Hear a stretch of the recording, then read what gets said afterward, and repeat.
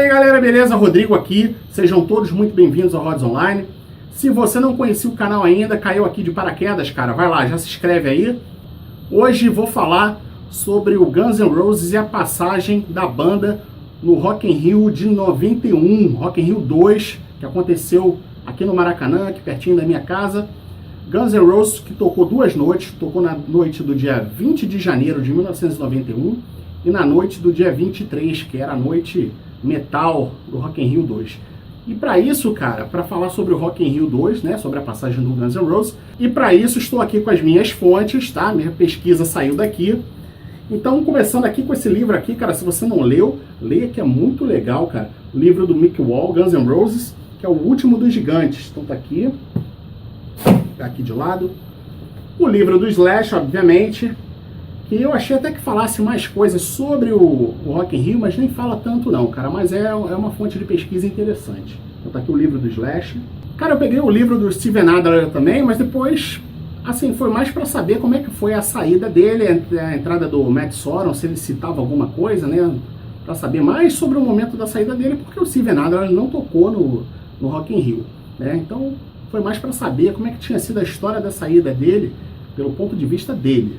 O livro do Duff, que dá um pouquinho mais de detalhes sobre os shows do Rock in Rio, até mais do que o Slash, eu nem lembrava tanto, já li todos esses livros, e aí eu procurei só esses trechinhos aí que mencionavam o Rock in Rio. O livro do Duff fala até um pouquinho mais do que o Slash.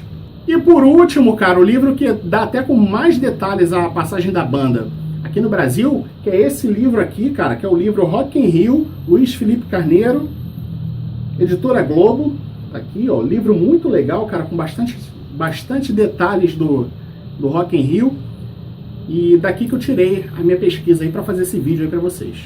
Bom, galera, então para falar sobre a passagem da banda pelo Rock in Rio de 91, vamos voltar lá em 1990, quando o Guns N' Roses fez o show do Farm Aid, e lá o Steven Adler ainda fazia parte da banda. E naquela época, cara, o cara tava muito viciado em heroína, o cara tava muito mal, e ali a banda percebeu que tava complicado continuar com ele, embora os outros membros também fizessem usos de drogas pesadas, né, cara, como a heroína, no caso do Slash, e de cocaína, que é o caso do Slash e do Duff, né. Bom, passado aquele show, a banda tinha 36 músicas que eram as músicas dos álbuns Use Your Illusion. Eles iam gravar o álbum e eles perceberam que o Steve não tinha a menor condição de tocar. Para isso, o Axl impôs que o Steve assinasse uma espécie de contrato lá, onde dizia que se ele consumisse drogas e não conseguisse tocar, primeiramente ele ia ser multado, e se isso se repetisse 3 vezes, ele seria demitido da banda.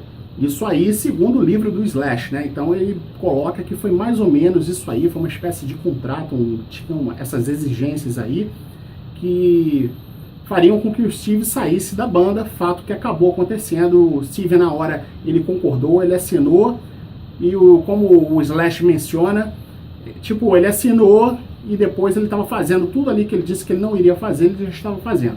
E o fato é que ele acabou demitido, depois ele entrou com um processo contra o Guns N' Roses, acabou ganhando $2 milhões, mas o fato é, ele foi demitido, a banda não tinha outro baterista para gravar os álbuns, e aí eles acabaram correndo atrás de outro baterista, que, como todo mundo bem sabe, foi o Matt Sorum. Matt Sorum, que já tinha tocado na banda The Cult, e segundo o Slash também, Matt Sorum, ele acabou chegando no Guns N' Roses para fazer o teste no Guns N' Roses, através dele mesmo, foi ele que entrou em contato com o Matt Sorum, isso depois de testar vários outros bateristas. Segundo o Slash, até bateristas muito bons tecnicamente, mas que não tiveram aquela química ali. No momento que eles foram fazer a jam, que eles foram tocar algumas músicas, a coisa não rolou, não funcionou. E quando o Matt veio, segundo o Slash, ele e o Duff começaram a tocar, e depois de 2, 3 músicas eles tinham certeza que o Matt Sorum era o cara certo para a banda. Aí eles começaram a sair juntos também. Aí um detalhe, o Axl Rose ele não participava dessas audições, tá? Era só o Slash, o Easy e o Duff. Eles começaram a sair juntos, e aí o Matt casou bem com o estilo da banda naquela época, e o Matt Sorum acabou gravando os álbuns Use Your Illusion. Segundo o Slash ainda, a primeira música que eles gravaram foi Knock on Heaven's Door, que foi para trilha sonora daquele filme Dias de Trovão, do Tom Cruise. E o Matt Sorum fez a gravação dos álbuns. A faixa Civil War não foi gravada pelo Matt Sorum, ela foi gravada ainda pelo Steven Adler. Parece que o cara já estava muito ruim naquela época. E aí pintou o convite para o show do Guns N' Roses aqui no Brasil, aqui no Rio de Janeiro, para o Rock in Rio. Segundo o Duff, cara, o Guns N' Roses eles não tinham a menor noção do que eles iriam encontrar quando eles chegassem aqui no Brasil. Eles não sabiam se eles tinham público, eles não sabiam como é que ia ser a receptividade da banda aqui no Rio de Janeiro, né? Eles só fizeram aqueles shows aqui no Rio de Janeiro. Eu acho que nessa época eles não chegaram a fazer show em São Paulo, eles voltaram no ano seguinte. Bom, mas a questão é, eles não tinham noção, ninguém da banda tinha noção de como seria, e o Duff falou que eles embarcaram aqui para o Rio de Janeiro no dia 17 de janeiro de 1991, o primeiro show estava marcado para o dia 20, segundo o Duff, o empresário falou para eles que era para eles ficarem tranquilos, que todos os ingressos já tinham sido vendidos, que o Maracanã era o maior estádio do mundo, que mais de 100 mil pessoas estariam no show, mas eles não tinham certeza se isso era realmente verdade. E ele falou que, para surpresa dele, quando eles chegaram aqui, cara, tinha um aparato, assim, descomunal para garantir a segurança do Guns N' Roses e uma série de fãs correndo atrás deles. Eles tiveram escolta até o hotel, eles ficaram no Hotel Intercontinental aqui no Rio de Janeiro. E um fato curioso, eles ficaram separados de outros artistas que tocariam no festival também. E eles ficavam até se questionando por que eles estavam separados. E muita gente não queria ficar naquela época, não queria ficar perto do Guns N' Roses, né, os outros artistas. Outro fato curioso também contado pelo Duff é que ele fala que naquela época, cara, ele estava muito viciado em cocaína e ele tem claustrofobia, então ele tem um certo pânico de andar de avião. E ele falou, cara, que ele estava muito doido e quando o avião decolou, que ele encheu a cara de vodka e ele veio praticamente anestesiado dos Estados Unidos até o Rio de Janeiro. E quando ele chegou aqui, ele nem sabia direito o que estava acontecendo. Ele viu aquela multidão de fãs e a banda automaticamente já entrou para a van, já foram com a escolta até a zona sul do Rio de Janeiro, até o hotel, e ele ficou meio que perdido. E aí, chegando lá, primeiro dia, eles foram pro hotel. No segundo dia, eles foram ensaiar no estúdio, segundo ele, no centro da cidade. Eu nem lembro se ele menciona qual estúdio foi esse. Depois eles tiveram mais um dia de folga até o show do dia 20. Eles fizeram a passagem de som no dia 20 de manhã. Outro detalhe interessante também que vale a pena mencionar, cara, é que a banda estava praticamente 2 anos sem fazer shows. Nesses 2 anos eles tinham feito aí menos de meia dúzia de shows. E seria o primeiro show do Matt Sorum, né, cara? O Matt Sorum também estava muito apreensivo. Eles não sabiam como é que seria aí com a presença de um baterista novo. Bom, lembrando também, cara, que naquela época a gente não tinha internet, as únicas fontes de informação que a gente tinha eram as revistas especializadas e a MTV, que era recente aqui no Brasil e que trazia as informações da banda também. Então, bom, eu pelo menos naquela época, eu estava com 13, 14 anos, eu não sabia que o Guns N' Roses viria com um baterista novo e com um tecladista, que era o Dizzy Reed, que foi o primeiro show dele com o Guns N' Roses também, né, cara?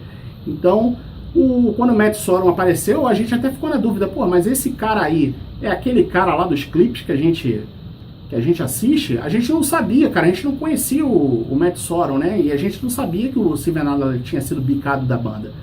E na época nem a MTV mencionava isso, cara, a gente não sabia quem era o baterista naquela época. Então vamos falar sobre as curiosidades dos bastidores do festival, que está no livro Rock in Rio, que é o mais interessante. O Guns N' Roses ele embarcou para o Rio de Janeiro no dia 17 de janeiro, porém o Axl Rose ele não era visto junto com a banda. Todos os demais integrantes eles eram vistos na piscina, na orla da Barra da Tijuca, porém o Axl Rose ele não era visto. A equipe da banda garantia que o Axl Rose tinha vindo também. A verdade é que o Axl Rose, cara, ele não veio junto com a banda, ele só embarcou, ele só chegou aqui no Brasil no dia 17 de janeiro, portanto, um dia antes do show o Axl Rose chegou, no dia 20 de janeiro ele passou o som com a banda, mas ele só chegou 2 dias depois. Aliás, vale a pena mencionar também que o Axl chegou no mesmo voo que a banda Faith No More, que ia se apresentar naquele mesmo dia do festival, no dia 20 de janeiro.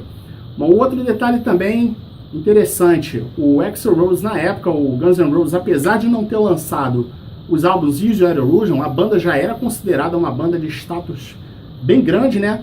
Tanto que, para vocês terem ideia, os caras tocaram fechando a noite do metal, tocaram depois do Queen's Rush, do Megadeth e do Judas Priest, né, cara? Que é uma banda, porra, lendária aí dentro do metal, né? E aí, por conta desse prestígio aí que a banda já gozava naquela época, a banda vetou a participação do Poison, que estava cotado para tocar no Rock in Rio, e o Guns N' Roses deixou claro, olha, a gente toca no Rock in Rio, a gente vai fazer 2 shows, mas sem o Poison.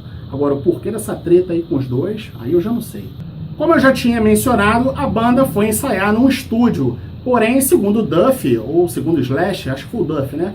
Segundo o Duff, esse estúdio era no centro da cidade, mas não era. A princípio, a gravadora agendou um estúdio, que é o estúdio, famoso estúdio aqui do Rio de Janeiro, nas nuvens, no Jardim Botânico, porém esse estúdio já estava ocupado, e aí eles acabaram indo para um outro estúdio no bairro de Botafogo. Então Guns N' Roses, quando esteve aqui para ensaiar para o Rock in Rio, eles foram para um estúdio em Botafogo, que quem é carioca aí sabe que fica na zona sul do Rio de Janeiro.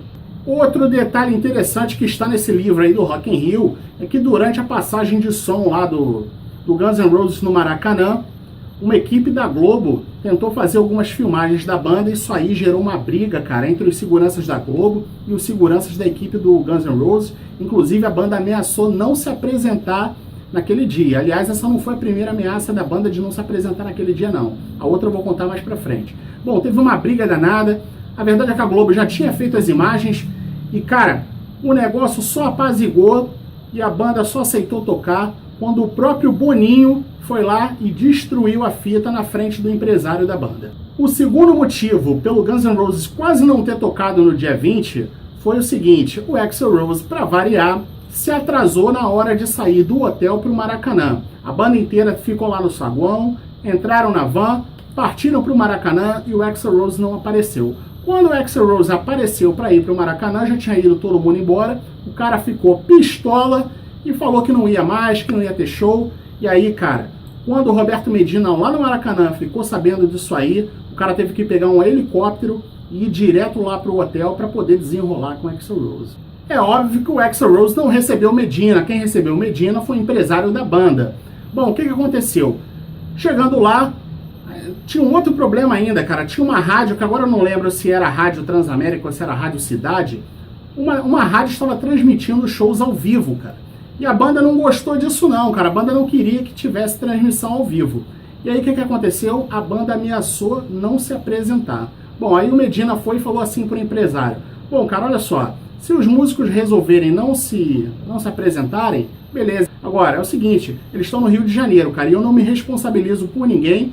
E o público tá lá, cara, tem mais de 100 mil pessoas. Eu vou passar a localização de vocês aí, eu vou passar qual hotel que vocês estão, e aí não vai ter segurança, não vai ter mais nada. E aí eu não garanto de vocês saírem vivos do Rio de Janeiro.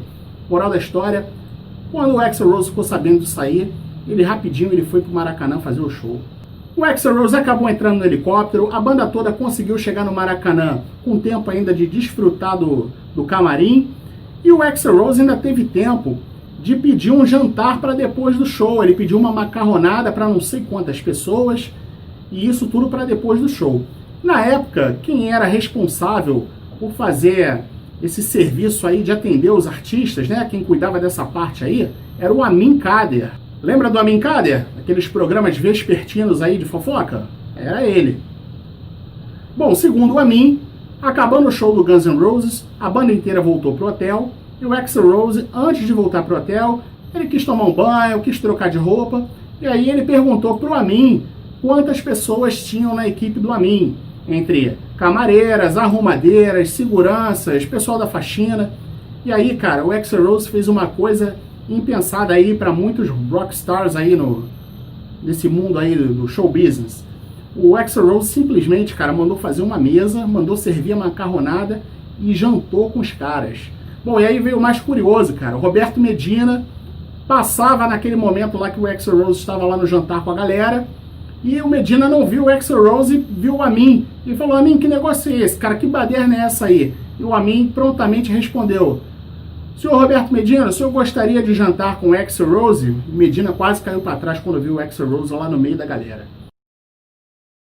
quero lembrar vocês que eu estou evitando colocar músicas aqui nos vídeos, porque esse negócio de direito autoral, cara, tá batendo forte. Então, infelizmente, eu sou obrigado a não deixar as músicas do Guns N' Roses aí nos vídeos, não só do Guns N' Roses, dos outros grupos que eu tenho falado também. Bom, galera, todo mundo já deve ter visto aí esse vídeo aí do show do Guns N' Roses no Rock in Rio. Foi um showzaço, foi a primeira vez que as músicas do Use Your Illusion foram tocadas ao vivo, né? Os discos não tinham saído e os caras fizeram aquele puta show lá no Rock in Rio. A banda Guns N' Roses tem muita história interessante, tem muita história de bastidores que estão nesses livros aí que eu mostrei para vocês. Então vou pedir para vocês deixarem nos comentários se vocês quiserem que eu faça outros vídeos aí sobre a banda ou sobre outras bandas, com mais dessas histórias aí de bastidores. Deixem aí nos comentários. Espero que vocês tenham curtido. Um abraço a todos, até o próximo, valeu, fui!